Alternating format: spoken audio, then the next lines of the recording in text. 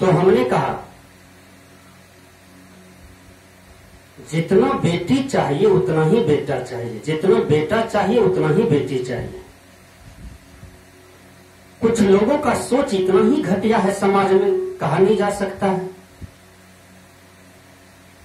जब किसी के यहाँ बेटा का जन्म होता है तो थाली बजाते हैं, डगरा बजाते हैं, खुशी मनाते हैं, भोज करते हैं, भंडारा करते हैं, सत्संग करवाते हैं।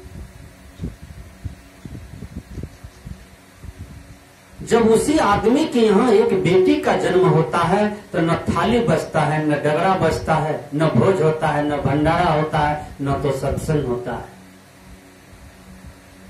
इतना दिन की उम्र में मुझे बहुत ज्ञान है, मुझे बहुत ख्याल भी है। इतना उम्र मेरा होने जा रहा है।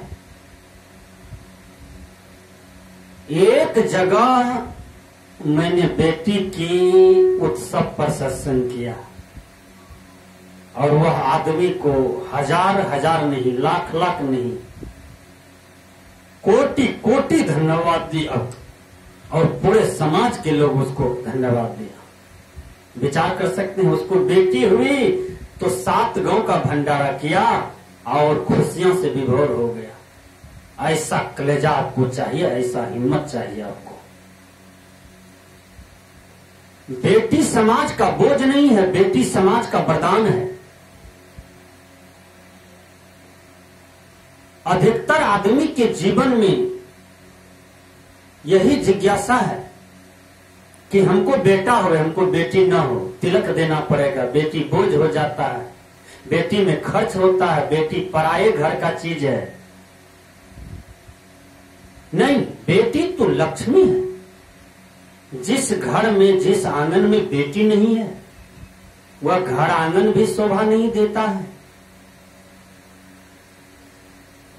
यदि किसी के यहाँ बेटी का जन्म हुआ है तो समझो कि एक लक्ष्मी का जन्म हुआ है, एक दुर्गा का जन्म हुआ, एक भगवती का जन्म हुआ, एक लक्ष्मी बाई का जन्म हुआ, एक सरस्वती का जन्म हुआ, एक पार्वती का जन्म हुआ। आप खुशी से विभोर हो जाइए, आप खुशी से हंसिए कि हमारे यहाँ एक लक्ष्मी का जन्म हुआ। जो बेटी जन्म लिया है उसको बढ़िया से पालिए, पोसिए, फिर उसको बढ़िया से शिक्षा दीजिए, आध्यात्मिक शिक्षा दीजिए, भौतिक शिक्षा दीजिए, चारित्रिक शिक्षा दीजिए, चरित्र का भी सबल हो, चरित्र के भी अच्छे रहे बेटी। जवानी में बेटियां में कोई दाग न लगे। आजकल मैं फेसबुक को देखता हूं, फेसबुक में भी मेरे कई फ्रेंड जुड़े हुए हैं और जो अच्छे फ्रेंड है वो मेरे विचारों को बढ़िया लाइक करते हैं, बढ़िया शेयर करते हैं। जो गलत मित्र हैं उसको मैं ज्यादातर देखता हूं कि जो नंगी लड़की है, लड़कियां लोग भी फेसबुक पर पता नहीं कितनी गंदी अश्लील तस्वीरें भेजती है कि कहा नहीं जा सकता है। नंगी तस्वीर भेजते हैं, अपने स्तनों का तस्वीर भेजते हैं, अपनी इज्जत उघार करके दिखाते हैं, अपनी बदन उघार करके भेजते हैं फेसबुक पर। अरे तुम विदेश की बेटियां हो कि तुम भारत की बेटियां हो, तुम जिस देश की बेटियां हो, तुम अपने देश की संस्कृति को खराब कर रहे हो। तुम एक नारी हो, तुमको इतना भी ख्याल नहीं है कि मैं अपनी इज्जत को ढक करके रखूं, अपनी इज्जत को संभाल कर रखूं। अपने ये शरीर है, शरीर में कपड़ा क्यों बना है? ये फैक्ट्री में इतना कपड़ा क्यों बनता है? मनुष्य को पहनने के लिए। और तुम शरीर को नंगी हो करके और उसको फेसबुक पर देते हो, यूट्यूब पर देते हो और सोचते हो क्या मेरा नाम हो जाएगा, मैं पैसा कमा लूंगा। तुम नाम कमा लोगे, पैसा कमा लोगे, यदि तुम इज्जत नहीं कमा पाया, अपने जीवन में सम्मान नहीं कमा पाया, तो समझो कि तुम्हारा जीवन बेकार हो गया। इसलिए हर आदमी अपनी बेटी को चारित्रिक शिक्षा भी दे।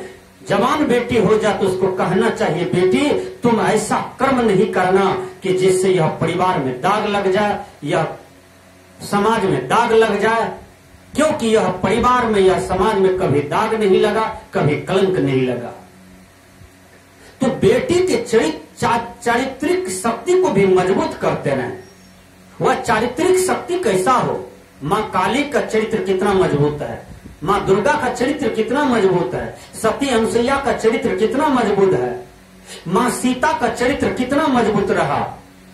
तो इन नारियों के चरित्र से आप शिक्षा लें। हे माता, हे बहनों, मैं तुमसे निवेदन करता हूं कि तुम एक नारी हो, तुम एक लक्ष्मी हो। जब जब पुरुषों का शक्ति फेल हो जाता है समाज में, देश में, विश्व में, तब नारी की शक्ति ही यह प्रकृति में, यह धरोहर में काम करता है, अन्यथा और किसी का शक्ति काम नहीं करता है। इसलिए बेटी समाज का वरदान है, बोझ नहीं है। इसलिए बेटी के जीवन में आध्यात्मिक शिक्षा हो, भौतिक शिक्षा हो, और बेटी को सब आदमी, मैं पूरे दुनिया के लोगों से निवेदन करता हूं कि बेटी को देख करके अपने मनोबल को न घटाएं, अपनी मनोबल शक्ति को ऊपर उठाएं। मुझे तो यहां तक जानकारी मिली है, जिस आदमी को ज्यादा बेटियां हो जाती है तो वो गर्भ में ही बेटियां को मारने लगती है, और जब गर्भ में बेटियां है तो बेटियां रो रही है कि मुझे मत मारो, मैं तो अपनी तकदीर से, मैं तो अपना भाग से आ रहा हूं इस प्रकृति में, मुझे जीने के लिए दो, मेरा हत्या मत करो। अरे दुनिया के लोगों, तुम इतना पागल हो? तुम उस गर्भगत बेटी को तुम मार देते हो, हत्या कर देते हो। तुम्हारा यही चिंतन है ना कि मुझे काफी दिक्कत होगी शादी करने में, मैं इतनी को कहां से पालूंगा। नहीं, यह प्रकृति मंडल में जितने भी मनुष्य या कोई भी शरीरधारी जीवन जी रहे हैं, सब अपने अपने कर्तव्य से जी रहे हैं, सब अपने अपने भाग्य से जी रहे हैं, सब अपने अपने पुरुषार्थ से जी रहे हैं।